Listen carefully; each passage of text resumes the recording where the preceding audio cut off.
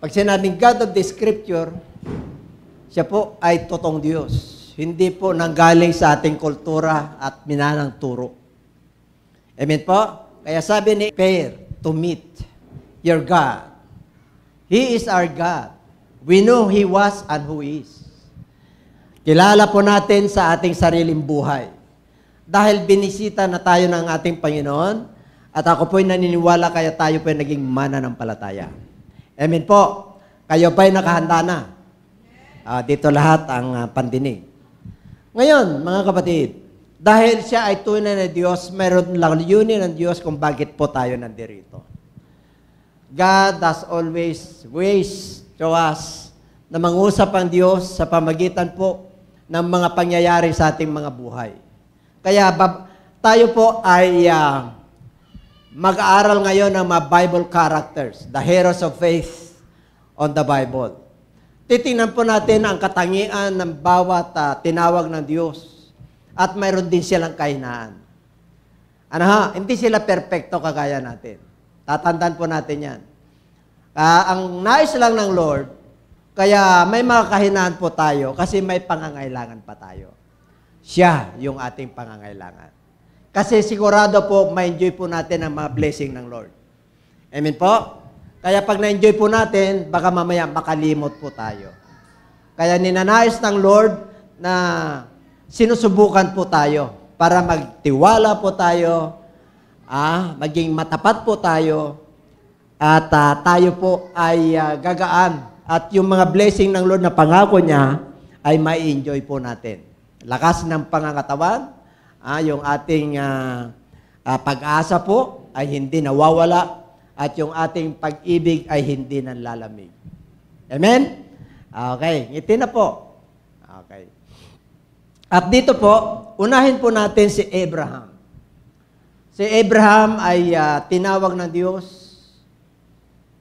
Tinawag siya ng Diyos. Sabi niya, Abraham, in the book of Genesis chapter 12, verse 1 and 2, iwanan mo ang iyong kamag-anak. Iwanan mo ang lahat ng ari-arian mo. At susunod ka sa akin. Tinig lang po yun. Hindi mo alam kung saan ka pupunta, pero ako yung founder. Ako yung magtatatag sa iyo. At si Abraham po, ang daladala niya lang ay yung pamangkin niya. Sino? Si Lot. Dala niya lahat. Iniwan niya yung kanyang kamag-anak, yung parents niya, lahat ng kaibigan niya, iniwan niya. Masakit po yun. Pero dahil tinawag siya ng Diyos at nananalig sa Diyos na may mas magandang panukala pa ng Diyos para sa kanyang buhay, sumunod po siya. Amen? Hindi na natin isa-isahin. Bakit si Abraham ay tinawag na father of faith, father of all nations, at si Sarah po ay tinawag na mother of all nations. Kasi pinagpala po sila ng Lord. May kahinaan si Abraham. Anong kahinaan ni Abraham? Nung siya po ay pumupunta sa ibang lugar, sinasabi niya na yung kanyang asawa ay kapatid niya. Kasi maganda po yung asawa niya. Sigurado po, nung panahon yon, pag maganda yung asawa mo, kukunin. Diba? Kaya sabi niya, kapatid. Yun ang kahinaan ni Abraham. Amen? Ano pang kahinaan ni Abraham? Masunurin siya sa kanyang asawa. Nung wala pa silang anak, sige, kunin mo na lang muna yung si Hagar. Kasi matanda na tayo. Nakanya, masunurin din siya. Okay. Ngayon, sa pangalawa, sino pa? Okay. Pakibasa, kilala niyo si Moses. Amen? Ang daming ginawang himalayan. Kausap niya ang Diyos. Lumaki sa palasyo. Nung kanyang kapanahunan, pinagbabawalan na yung mga anak na lalaki ng mga Israel, mga Hebrew, ay dadami po sila. Kasi 400 years po sila na naging alipin sa bansang Egypt. Dumating doon, mga 70 lang, lahi lang ni Jacob. Pero nung umalis sila, 600,000 ang kongregasyon ni Moses sa wilderness for 40 years. Anong mission ni Moses? Yung pagkalipin ng bansang Israel, kaya lumaya po sila. Kaya dumating ang panahon nung pinalaya siya sa palasyo. Siya po ay pumunta sa Midian, nagkasawa po siya. Si Jethro po, ang kanyang in-law, father-in-law. Amen po? At ang kanyang asawa ay si Zipporah. Si Moses ay may kahinaan din. Nung tinawag siya ng Lord sa burning bush, so when the Lord saw that he turned aside to look, God called to him from the midst of the bush and said, Moses, Moses. And he said, here I am. Then he said, do not draw near this place. Huwag kang lumapit sapagkat ang lugar na ito ay banal. Alisin mo ang iyong sandalyas. Alam niyo po, pag dumarating po tayo rito, banal ang lugar na to. Pinababanal ng Diyos. Kaya ipalinis natin yung ating mga kahinaan at alisin natin yung ating daladalang kabigatan. Amen po? Sapagkat nandyan na yung pangalan ng Diyos na magpapagaan yan. Alam ng Diyos ang lahat ng pinagdadaanan po natin. Walang may tatago. Nais lang ng Lord na makuha natin yung pagpapala ng Diyos. Amen po? May kahinaan si Moses. Nung tinawag siya, mga kapatid, hindi ako marunong magsalita. Kita mo yung tungkod mo, ihagis mo, naging ahas. Ganon kapangyarihan yung Diyos yung tinawag niya. Bakit siya tuturuan? Pinili ba siya ng Lord na walang kapangyarihan? Na walang magagawa si Moses? Anong kahinaan ni Moses? Utal-utan. Hindi siya marunong magsalita. Kaya gumawa siya ang Lord ng spokesperson. Nagalit ang Diyos pa sa kanya. Kasi makulit po siya. Sabi niya, okay, dahil nabagang Diyos sa kanya, kunin mo si Aaron na kapatid mo. Siya yung spokesperson mo. Siya yung tagapagsalita mo. Kung anong pinapasabi ng Diyos sa bansang Egypt, sa hari ng mga Egypt. Si King Pharaoh. Amen po? So may kahinaan din si Moses. Naka nyo? Pero, tingnan nyo, 7 karakter lang naman yan. Number 3, si David. Si David, bata pa lang, siya ang tagapag-alaga ng kanilang mga hayop. Siyang iniiwan. Kasi kadalasan ng sundalo ang kanyang mga kapatid. Si David po, nung tinawag siya ng ating Panginoon, kasi si Saul po, tinawag siya ng Lord, kaya lang, nag-disobey siya. Kaya, nagpadala siya ng panibagong hari na galing sa Diyos. Kasi si Saul galing sa Diyos din. Kaya lang, pinilit ng mga anak ng Diyos na magkaroon sila ng hari na hindi pa kapanahunan. Kaya, itinalaga si Saul. Pero, nag-disobey si Saul. Meron siyang inutos ng Diyos at bawal mag-alay sa kanila at pangunahan ng Diyos. Si Saul, napakatangkad, gwapo kaya napiling hari. Pero pansamantala lang. Nung nagpahanap nung panahon ni Propeta, si Jesse po, si Jesse po ang papa ni David. At dumating po yung panahon na nasa giyera po sila. Sabi niya, puntahan mo yung mga kapatid mo. Magdala ka ng pagkain doon. Kaya narinig niya yung challenge o hamon ni Goliath. Amen? Kaya nung narinig niya yon, takot na takot yung mga anak ng Diyos. Nagtatago. Ganon din yung mga anak ng Diyos. Maraming nagtatago. Amen? Maraming pa naniniwala doon. Nahihiya, natatakot na hindi mo mawari, natatakot na harapin yung problema, natatakot na harapin yung sakit, natatakot na harapin yung kahirapan. Kamatakot dyan. Kagaya ni David, bata pa lang. Noong nagkaroon ng qualification, anong qualification nito? Totoy ito. Tapos siya lang ang pwedeng mag-challenge sa Goliath. Ang Goliath, 9-footer yan. Si Saul, 7-footer. Wala. Ang laki niya, ang tangkad niya. Challenge niya for how many days? Nung narinig ni David, naku, ano itong tao na to? Ano to? Hindi siya natakot. Kinikurse niya yung bansang Israel, yung Diyos ng bansang Israel. Kilala ni David yung Diyos niya na pinaglilingkuran. Bata pa lang siya, yung layo na lumalapa yung kanyang mga alagang tupa binibreak niya yung kanilang panga. Dahil may ano na si Lord sa kanya. May plano na. Kaya nung nangyari po, pinatawag lahat yung mga anak ni Nung dumating si Samuel, Propeta Samuel, asan yung mga anak mo, JC? Anong sabi ng ating Panginoon? Kay Samuel, tingnan mo, makikisig, gwapo, tatangkad, sundalo. Ano naman, sundalo talagang talagang, di ba?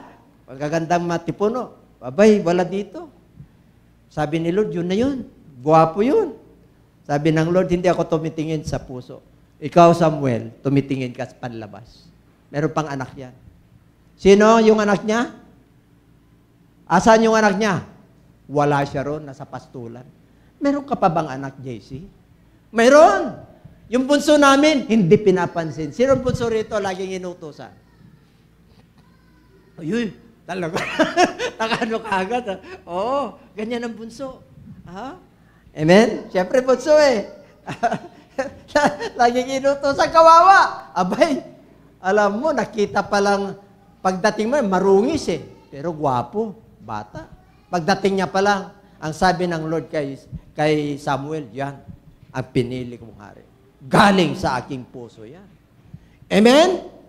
Anong ginawa ng Diyos para makapasok sa karya ni Saul? Naghanap si Saul ng magpapakante sa kanyang, naghanap siya ng psychology. Kasi may spirit of confusion siya. Alam niyo kung bakit? Kasi he disobeyed God. He disobeyed God. Kaya karoon siya ng spirit of confusion. Kaya pag anak ka ng Diyos, don't disobey God. Amen? Yun ang kaso niya. Kaya karoon siya ng confusion. Naghanap po siya si David, ang nakita niya. Pagkita niya, nagustuhan niya, ang bata pa lang, ginawa niyang armor bearer Tagapag, ng kanyang, kung baga sa bodyguard ka ng presidente, di ba? Ng hari. Tuwan-tuwa si Saul. Kaya pag nako-confuse po siya, ang ginagawa ni David, naghaharpa. Meron siyang instrument na harpa. Kung baga sa gitara. Umaawit po siya, tapos naaliw si King Saul.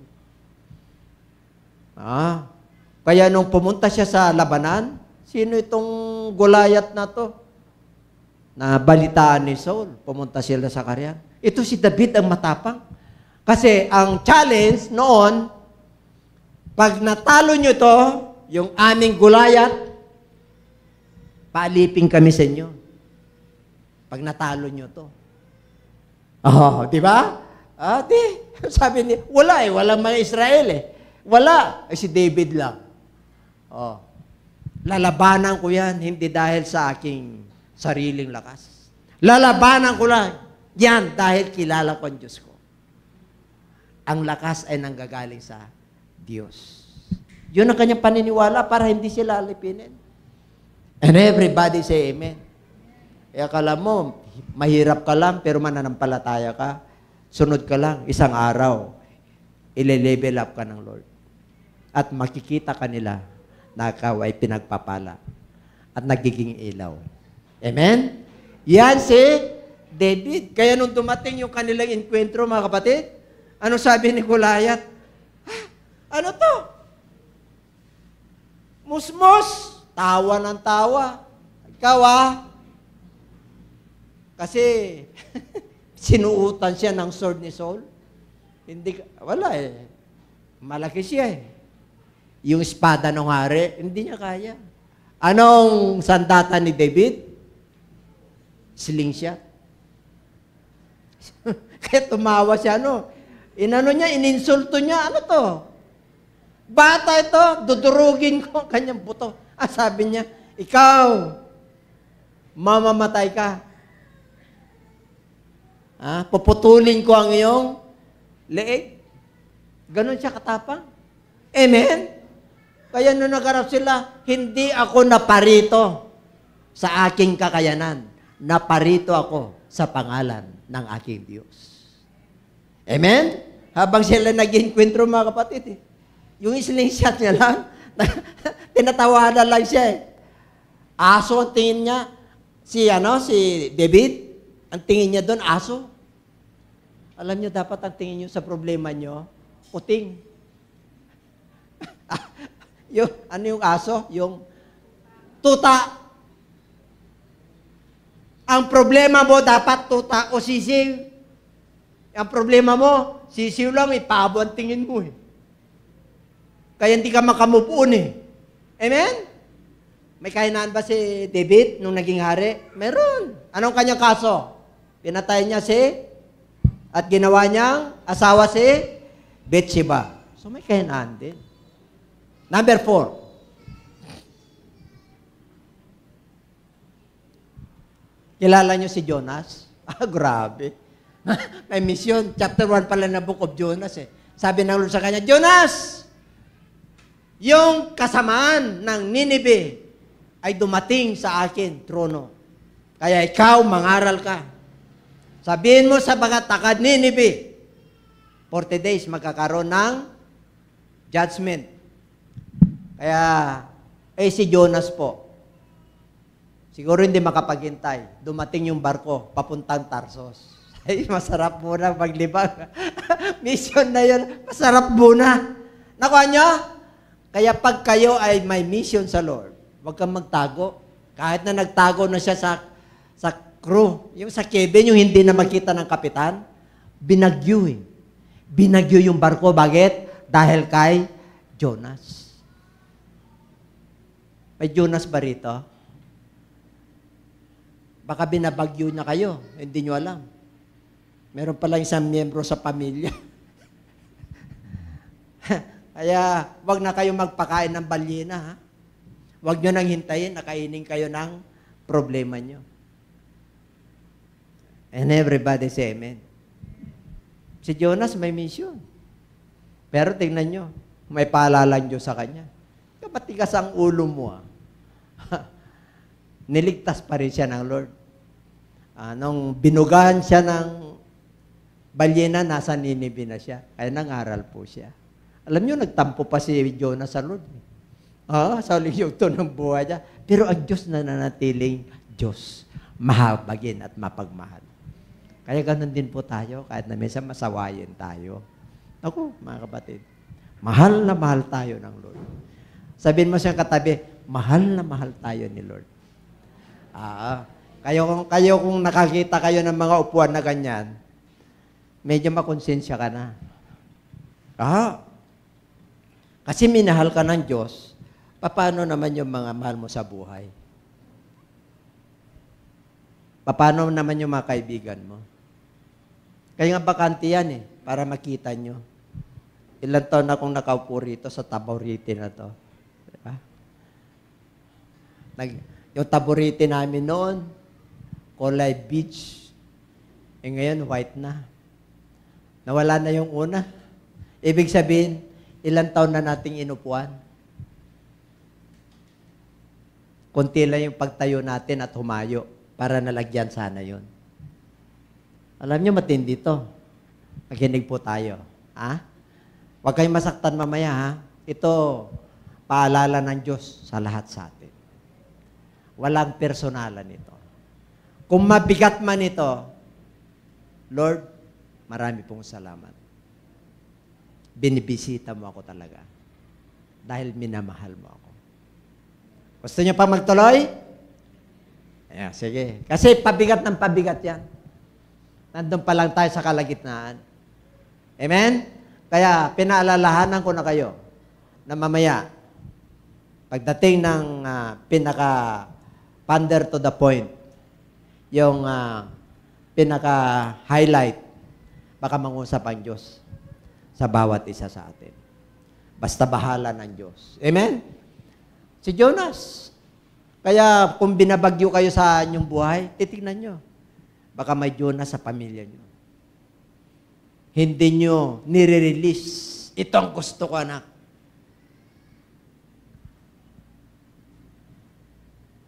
Mag-aral ka muna. Tama yun, wala problema. Pero wag mong kalilimutan na tinawag ka ng Diyos na anak niya at mayroon kang responsibility. Hindi tayo taga rito. Tatandaan niyo po yan. Limitado lang po yung ating panahon. Kaya pag binigyan tayo ng Lord ng pagkakataon na maging anak niya, we must maximize and we must value our time and our talents and our treasure. Hindi po wasted dapat yan. Amen? Hindi po sayang. Para yung dugo ni Kristo na pumatak sa cross ng Kalbaryo ay hindi na sayang. And everybody say amen. Ganon tayo kamahal ng Lord. Okay? Ano pa? Sa New Testament, hindi ko na inainisa sa Old Testament, napakaraming heroes of faith. Sa New Testament, si Peter, naku, fisherman yan. Kagaya ko yan. Kaya may bangka po yan, may net yan. Ibig sabihin, may mga tauhan yan. May kakayanan si Peter. Kaya pag humihiram ng bangka si Lord, bangka ni Peter, pinapagamit. Kaya kayo, pag may pinapahiram kayo sa gawain ng Lord, yung bahay nyo, gawin yung Bible cell, natutuwa ang Diyos. Huwag niyong ipagkait yung bahay nyo na magkaroon ng gawain ng Diyos. Bumibisita lagi sa inyo ang Diyos. Huwag kayong mag-alala. Amen po. Sigurado papagpalain kayo ng Diyos. Lahat ng bahay na nagkaroon ng gawain ng Diyos, pinagpala po sila ng Diyos. Huwag niyong ipagkait. Kasi yan, early church is house to house. Dumating lang yung panahon ng modern ng church. Gusto ni King Constantinople during that time, Roman, ang mga Kristiyano na masisipag, nandun. Mayroon silang building na nandun na lang sila mag-worship. Doon nagsimula po yan. Pero sa early church, bahay-bahay lang. Tapos nandun sila sa synagogue. Amen? Ngayon po, sa Europe, anong sabi ni Brother Henrel? Pamangkin ko, Bishop, ang lalaki ng church dito, walang pumapasok. Wala. Mayroon man, kaya ngayon pa lang, ay mag-impok ka na ng kayamanan panlangit. Amen? Nasa salita ng Diyos po yan. Pag nasa salita ng Diyos, i-confirm ng Diyos yan. Kasi salita niya yan. Hindi mababali ang salita ng Diyos. Kaya si Peter, sabi ng Lord sa kanya, Peter, pagka-baptize ni Lord, nag-ministry na, daming miracle. Nakita niya, nadaanan niya si Peter sa Sea of Galilee. Anong ginagawa niya? Dami tayong huli. Nag-ano ng net? Mending is net, kiniklin niya. Kasi ang net po, nililinis. Sabi niya, Peter, follow me. You are not fishers of fish anymore. You will become the fishers of men. Hindi na isda ang nasa isip mo. Tao na. Amen? Nung sinabi niya, Peter, follow me, di na nagreklamo si Peter kasi may tawag siya sa Lord. Pag may tawag ka sa Lord, wag ka na magreklamo, sunod ka na lang. Sabi nung siya katabi, sunod ka na lang. Bakit di mo makita? Harapin pa sa... Diba? Sunod ka lang. Nagkamali ba ang Diyos ng pagpili sa atin? Hindi.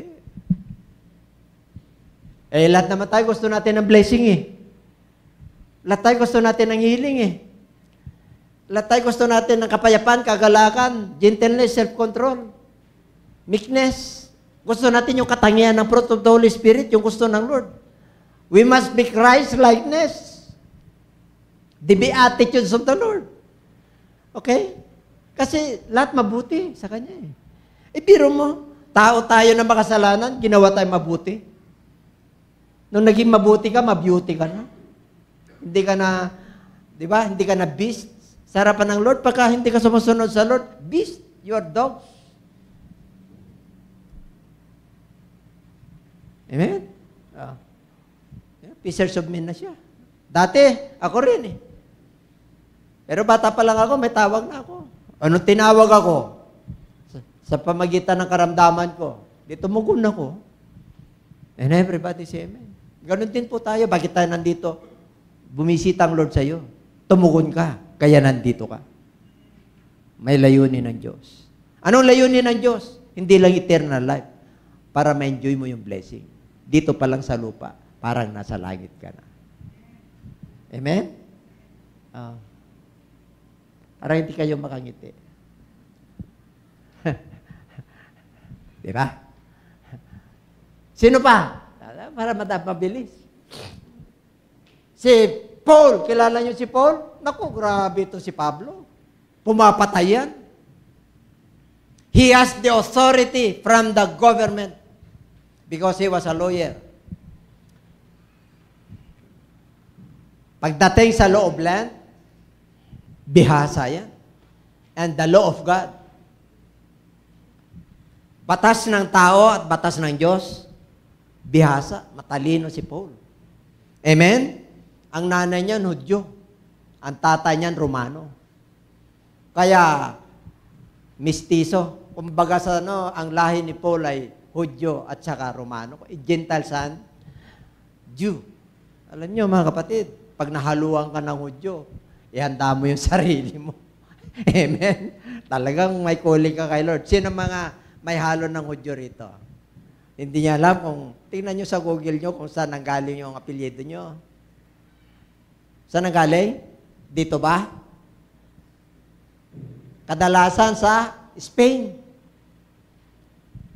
Amen? Yung Lucena, yung mga Lucena, sa Spain. Kaya yung lolo ko, naalala ko, matangkad, na marunong magkastila. Kasi nagiging Teniente del Barrio, nabutan ko po yun. Kaya nung panahon ng Hapon, siya yung hinanap. Kaya sa Bulinaw, siya yung ginamit po siya. Siya yung ginamit. Kahit na barangay, napakalit yung barangay namin. Pero nung namatay po yan, yung mga mayor, yung mga kaya nandun yung pangalan niya. Wala lang sumunod sa kanya na politics. Yung tsuhin ko lang. Isa lang, naging kagawad. Pero yung the rest, wala na. Naging mananampalataya na po kami. And everybody say amen. Kaya tingnan mo yung mga apo ko, parang di ba? Pag nakita mo si Wadjo at saka si Bati, ano lahi? Kasi iba-iba lahi tayo eh. Halo-halo eh. May Malay, may Asiano, merong Western, iba na, intermarriages na. Kaya sabi mo sa katabi, pinagpala ka. Palakpakan natin ang Lord. Pumapatay ng tao, nung pinagbabato si Esteban, nandun. Siya ang nag-witness. Pero nung na-encounter niya ang Lord, hallelujah, he's ready to meet the Lord. Naka-ready siya. Pagtatanggol niya yung batas. Pagtatanggol niya yung Diyos na kilala niya. Kaya nung nabulag siya, nagkaroon ng liwanag, nadapa po siya. Alam niya, Diyos ang may gawa noon. Kaya tinanong niya agad, sino ka baga, Panginoon? Sino ang Diyos na kilala niya? Yung Diyos Ama. Yung Diyos Espiritu. Si Jehovah, si Lord God, si Yahweh. Yun ang pagkakilala niya. Jehovah Rapha, Jehovah Nissi, Jehovah Shalom. Marami pong title ang Lord noon. Ako, si Kristo na iyong pinag-uusig. That is the turning point life of Paul. Nakilala niya yung nag-iisang Diyos. Nangusap sa kanya, personal. Mga 20 years and above, bago niya nakilala. Resurrected na si Lord yun. 20 years after. Nabalitaan niya lang si Kristo. Hindi niya nakilala personal. Ganon din po tayo. 2,000 years ago, 2020 na ngayon. 2018, nung nag-start na gawain dito, 1998, bumisita ng Diyos sa atin. Nung isa ako sa ginamit ng Diyos na dala-dala, yung susi, nandun na po tayo. Na-encounter na natin ang Lord. Hanggang ngayon, hindi nagsawa ang ating Panginoong Isus na palalahanan tayo. How many years na tayo sa pananampalataya? Si Paul. Anong sabi niya? I am crucified with Christ. Hindi na ako yung dating Paul. It is not I. My faith is in Christ. Lahat ng ambisyon ko sa buhay, karunungan ko, it is just a rubbish. Basura. Pero, ang hindi ko may pagpapalit, yung pagkakilala ko kay Kristo. Ang buhay ko ngayon, instead na ako yung mapako, siya. The life that I live now is in faith. I have faith in the Lord Jesus Christ. Kaya sabi niya, I am crucified with Christ. Dapat ganun po tayo. Nagsasuffer talaga tayo. But there is a sacrifice, loving sacrifice. Amen? Palakpakan po natin ang ating Panginoon. Abay, malapit na tayo. Okay. Sino pa? Kilala niyo si Cornelius? The first Gentiles who was converted. Book of Acts, chapter 10, verse 1 and 2. Cornelius was a just and a right man. Giver po siya. Nananalangin lagi. Nananalangin lagi. Gentiles, hindi Hudyo yan. Alam mo mga kapatid, the first Gentiles who converted, napakabait. Romano po yan. Mayroon siyang sa pamahalaan. Mayroon siyang katungkulan. Pero, nananalangin po siya. Nananalangin siya, mabait siya, nagbibigay. Marami siyang kaibigan. Kaya ang sabi ng Lord sa verse 2, sa 10:2, centurion, pag sinabing centurion, it is an Italian regiment. Meron siyang mga bodyguard, may sundalo. Meron siyang pamamahala. Verse 2, a devout man and one who feared God with all his household. Kasama niya ang pamilya niya. Debutante po sila. Pag sinabing devoted man maka-Diyos. Amen? Ginagalang niya at may pagkatakot sa Diyos. Kasama ang kanyang sambayan who gave alms generously to the people. Namimigay. Meron bang ganyan? Nung wala pa tayo sa Lord, meron talagang kanyang mababait. Kahit na hindi sila sa Lord. Amen?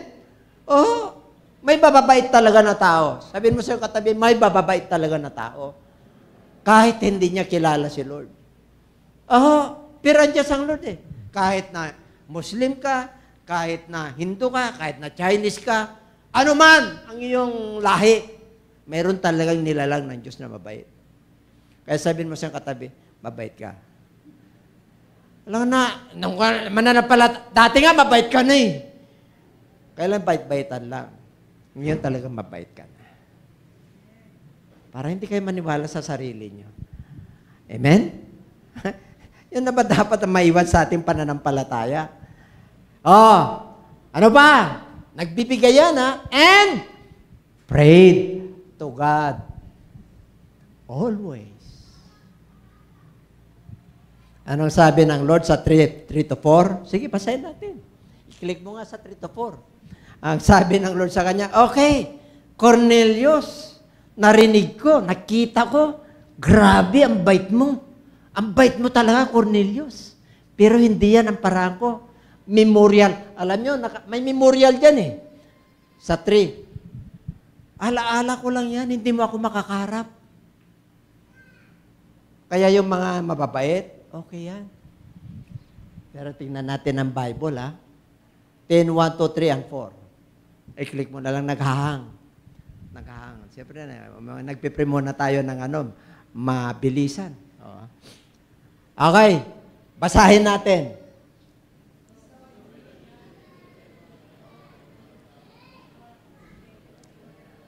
Stop. Okay. Ang sabi niya, nagkaroon ako ng pangitain, nakikita ko evidently. Alas 3. Alam nyo, 9 hour, alas 3 po yan. Kaya may 3 o'clock habit tayo. Kaya pag nananalangin yung mga alagad ng Diyos, pupunta sa templo alas 3. Ang templo na ng Diyos ito na. Kaya kahit na nasa trabaho ka, mag-pray ka. Mag-pray mo. Nakuha nyo? Okay. Kaya sabi ng Lord sa kanya, alas 3, dumating ang anghel. Pumunta kay Cornelius. Cornelius! Tinignan siya tinignan ni Cornelius. He was afraid. Siyempre, anghel yun, mamamatay ka eh. Amen? And said, what is it, Lord? And he said unto him, thy prayers and thine arms are come up for a memorial. Ano yung memorial? Alaala. Kaya pag namatay si Cornelius, may monumento. Mapagbigay, mabait, mapanalangin. Kayo, anong legacy nyo pag naiwan pagka wala na tayo sa mundo ito?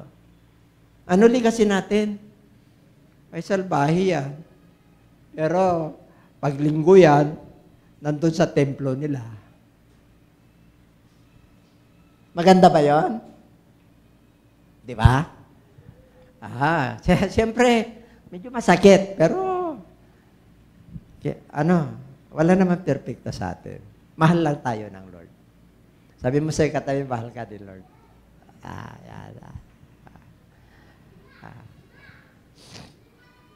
Memorial, lahat ng ginagawa ng tao na wala si Kristo, memorial. Kahit nasunugin niya yung sarili niya at ibinta niya yung ari-arian niya para ibigay sa tao, charity gives, na wala si Lord, yun yung lisensya niya para pumasok sa buhay na wala hanggan. No way! Para tanggapin ng Diyos yan, yun ang daan. Yun ang pintuan para makarating ka sa buhay na wala hanggan. Hindi sa yaman mo, hindi sa talino mo, hindi sa pagkakilala sa iyo, hindi sa artista ka, hindi sa gwapo ka, kundi dahil sa nais ng Lord. Kaya ano sabi ng Lord? My voice, my sheep hears my voice. Ang mga tupa ko ay nakikinig sa aking boses at sila ay sumusunod. At pinagbubuksan ko sila ng pintuan. Ibig sabihin, tinutugon ko sila. Lumabas, pasok sila sa pintuan na yan, at nakakasumpong sila ng pastulan. Ibig sabihin, binibless ka. Ng kapayapaan, ng kagalakan, ng self-control. Hallelujah! Tama-tama lang, pero yung pananampalataya mo, punong-puno. Kahit na tama-tama lang dumarating sa iyo, pero yung pananampalataya mo, nandun. Kaya na-inspired kang. Di ba? Na-inspired ka sa Lord. Bakit? Nilagay ng Lord yan sa ating soul. Kaya mahalin mo ang iyong Diyos sa buong kaluluwa.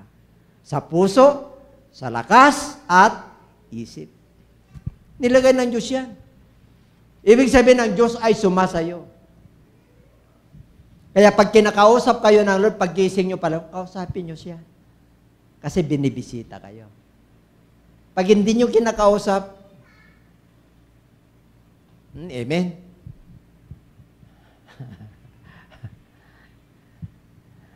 Kausapin mo, Lord, salamat po.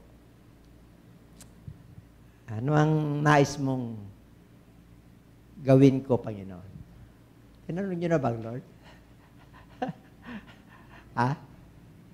Minsan tanongin nyo naman, ba't ganito nangyayari sa buhay ko? Meron akong desire na gusto ko, pero parang nandyan na eh.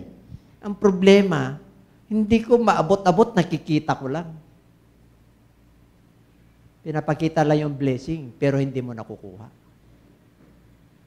Nararamdaman nyo ba yun? Nararanasan nyo? Meron. Meron kang desire sa buhay natin na gusto natin kaya naging anak tayo ng Diyos. Meron. Meron. Kaya lang hindi natin maabot-abot. Gusto nyo maabot yan? Okay. Palapakan natin ang Lord.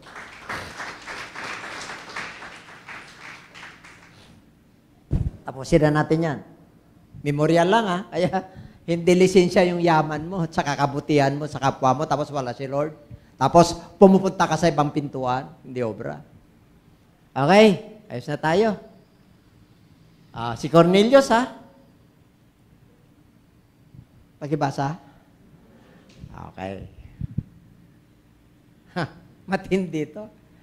Lahat ng Bible character, mula Old Testament hanggang New Testament, lahat yun may kahinaan.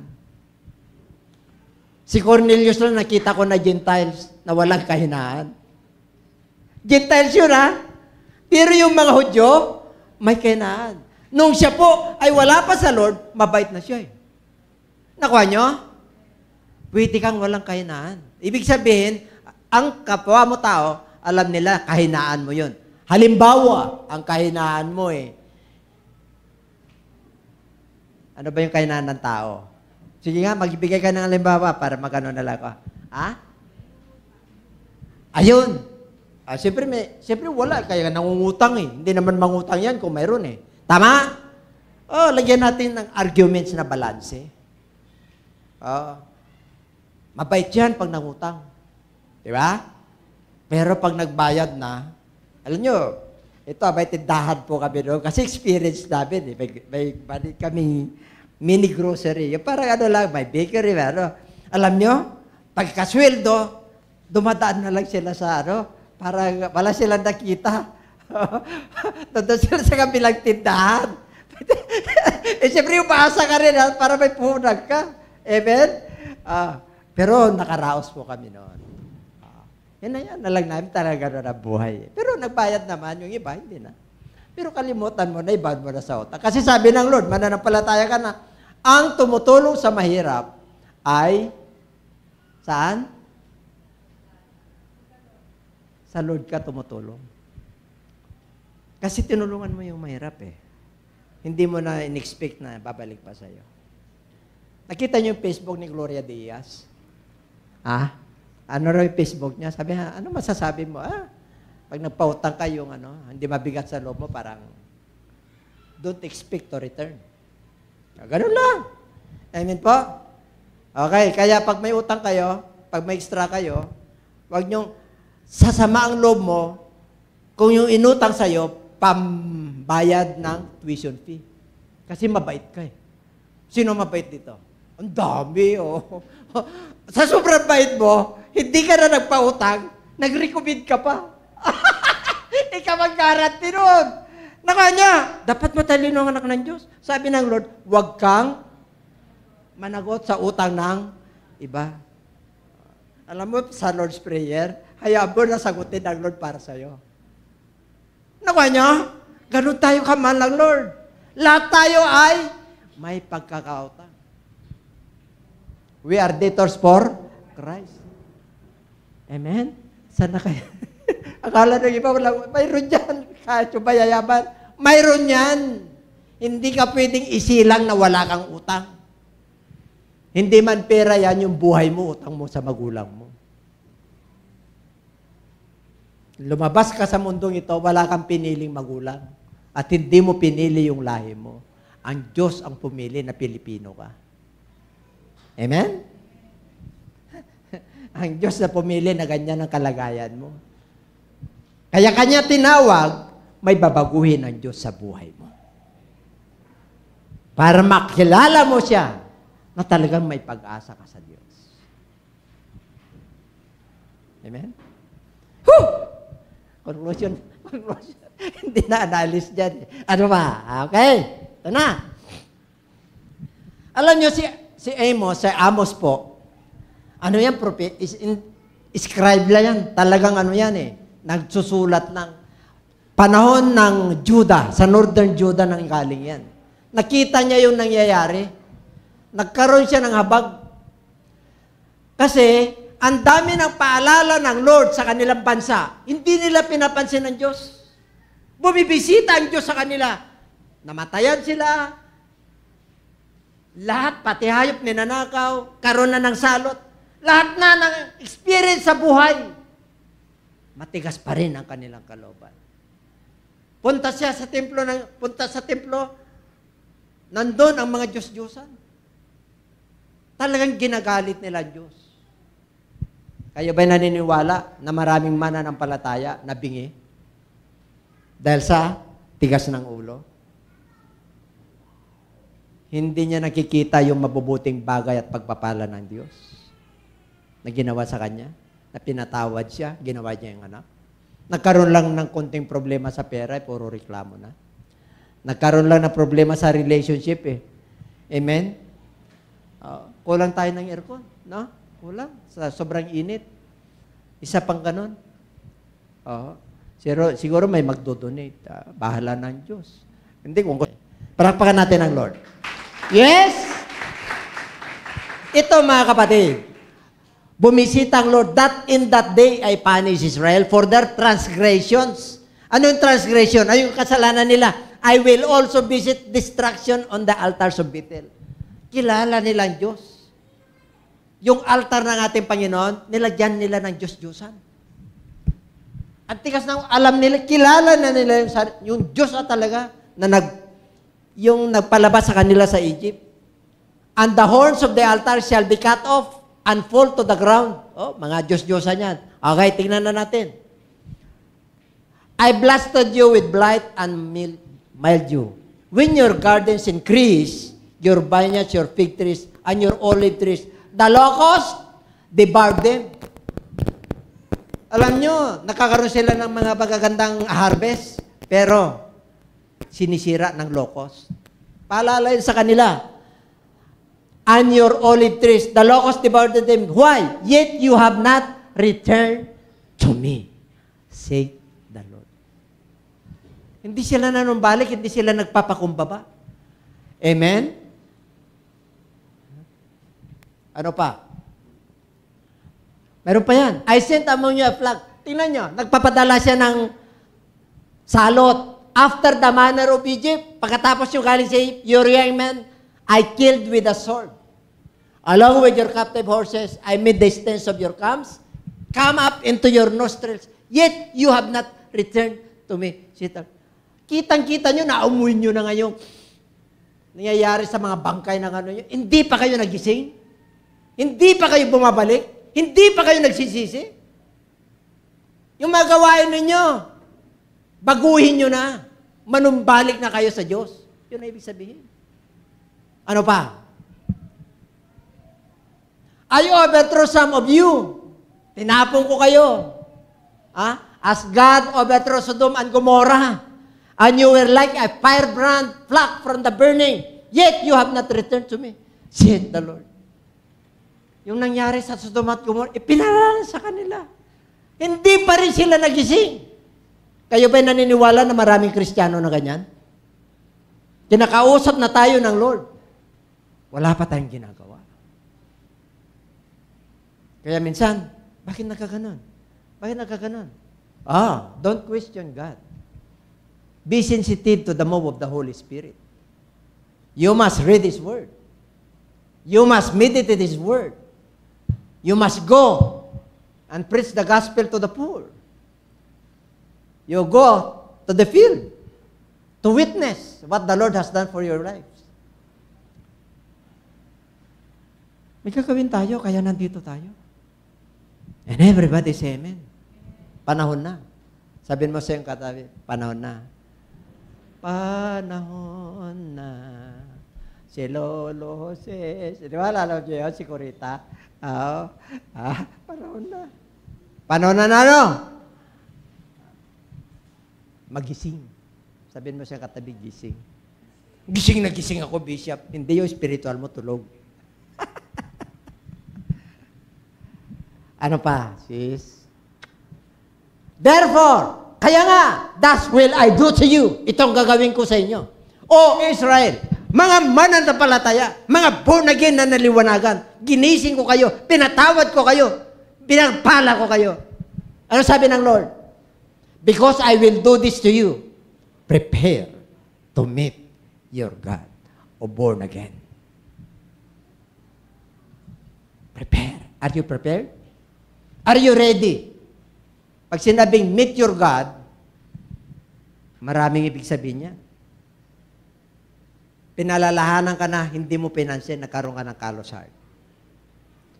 Kaya nagkasakit ka, tatawagin ka na. Binibigyan ka ng wire up ni Lord. Sa susunod, kukunin ka na niya. Panahon mo na para kunin. Kaysa ano yung tigas ng ulo. Amen? Ano pa? Pag panahon na nakunin tayo ng Lord, naka-ready ba yung soul natin? Pangapat. Pag dumating ang Lord ngayon, rapture, kasama pa tayo. Prepare to meet the Lord. And everybody say amen. Alam nyo, meron akong nabasa. Hindi ko na alam or kwento na narinig. That was 25 years ago. Nag-refresh lang. Sabi ng Lord, sabi ng isang mananampalataya, Lord, bisitahin mo naman ako. Pinagpala na yung mananampalataya. Sa panaginip niya, sige, bibisitahin kita. Sa ganitong araw, sa ganitong oras. Nag-prepare siya. Kasi bisita niya si Lord. Amen? Bibisita sa kanya yung hari ng mga hari. Kaya nag-prepare siya. Kanda siya. Nakita niya yung kanyang bahay. Nandun yung katabi niya, bakery sa kalapit niya. Merong isang tingin ng tinapay na bata. Gutom na siya. Sabi niya, Boy, halika rito. Bakit kanina pa kita nandyan? Gutom ka na ba? Opo. Bumili siya ng tinapay para sa bata. Maya-maya, habang inintay niya sa Lord, ilang oras na, nainip na siya. Mayroon namang kumatok sa kanya. Nakita niya, manangangailangan, kasuotan, pagkain, binigyan niya. Amen? Pulubi. Tapos may nakita. May dumaan sa kanya, paggabi na, halos matutulog na. May dumating sa kanya. May sakit, may karamdaman. Pinadala niya sa pagamutan. Natulog na siya. Nanaginip ulit siya. Sabi niya, Lord, hindi ka naman dumating. Di mo naman ako binisita eh. Naghanda ako para sa iyo. Yung bata na tinulungan mo, ako yun.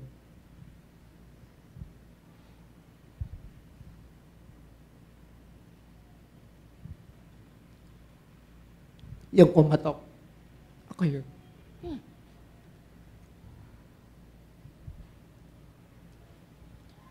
Yung daldalin sa pagamutan, ako yun.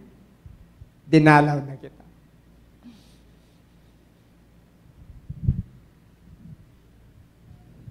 Warakiyar ako. Hallelujah.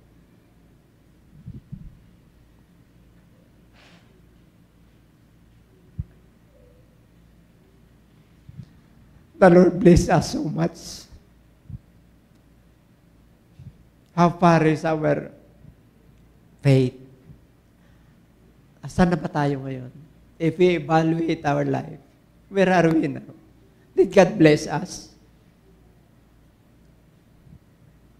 Did God visited us?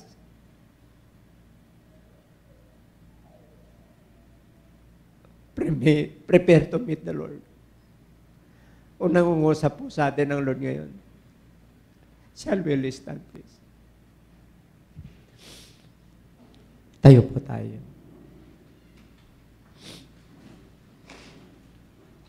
Nagpapapansin ng Diyos para sa atin.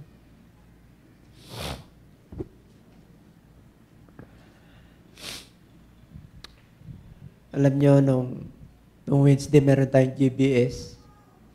Ang Lord nang usap po. Ang ganda ng preaching. Sana dadalo kayo ng General Bible Study natin. Sa OPM natin, nangungusap ang Lord sa iba't ibang paraan para bisitahin po tayo. Kaya lang hindi natin siya pinapansin. Panahon naman na, Lord, forgive me. Naliwanagan ako ngayon. Hallelujah. Sana po, itong binigay sa atin na lesson, sana magising na po tayo. Hallelujah. We must serve Him. We serve the Lord with gladness. We will serve the Lord. Because niligtas tayo ng Lord. The greatest commandment, number 1 is love Him. Mahalin mo siya ng iyong buong puso. Yun yung igaganti natin sa Lord. Magko-communion tayo. Ginisip tayo ng Lord. Ito, mga propeta ng Diyos, mga karakter sa Bible, may mga kahinaan din, kagaya natin. Pero nagpatuloy po sila. Hindi sila kinalimutan ng ating Panginoon. Nung nag-ministry siya sa New Testament, binanggit si David, binanggit si Jonas, binanggit si Abraham. Hallelujah. Nandiyan sila Paul. Nandiyan sila Peter. Who are Peters today? Hallelujah. Kinumplito tayo ng Lord. Who are the Paul? Where are the Paul? Saan si Pablo? Hallelujah. We will serve the Lord. Hallelujah, hallelujah.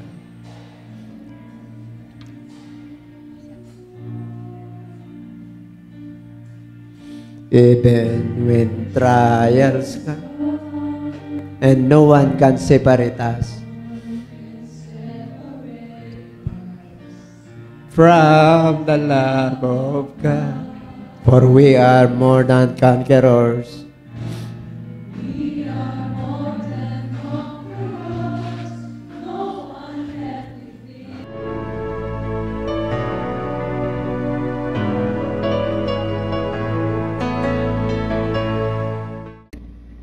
Magandang gabi po sa inyong lahat, mga kababayan ko po, kapwa Pilipino at sa mga Kristiyano po na kagaya ko. Ako po ay si Pastor Belen at ako po ay nagagalak na makapag-video po na kagaya nito. Nais ko lamang po ipabatid sa inyo na merong magandang balita po ang ating Panginoon, na kung sino man ang sasampalataya sa Kanya ay magkakaroon ng buhay na walang hanggan. Pag sinabi po magandang balita, ito po ay merong kaakibat na pagpapala. At alam nyo po, ang isa sa nais ng Panginoon ay kilalanin natin ang ating tagapagligtas. Siyempre, walang iba po kung hindi ang ating Panginoong Jesucristo. Pero nakakalungkot po kasi marami pong tao ang hindi po naniniwala kay Jesus Christ. Yung iba hindi nga nila alam yun eh. Yung iba nga, sabi nila Mesias lang siya. Pero matindi po yung Mesias, Savior po yun. Yung iba naman sinasabing siya ay propeta lang. At ang iba ay tao lang. Ano man ang inyong paniniwala, kapatid, ang Diyos po ang nakakakilala sa inyo. Wala pong nais ibigay sa atin ng Panginoon kundi kaligtasan, na kung sino po ang tatanggap sa ating Panginoong Hesus, maniniwala po sa Kanya at tatalima sa Kanyang mga salita, tayo po ay magkakaroon ng buhay na walang hanggan. Pangako niya po yan. At nawa, maniwala po kayo.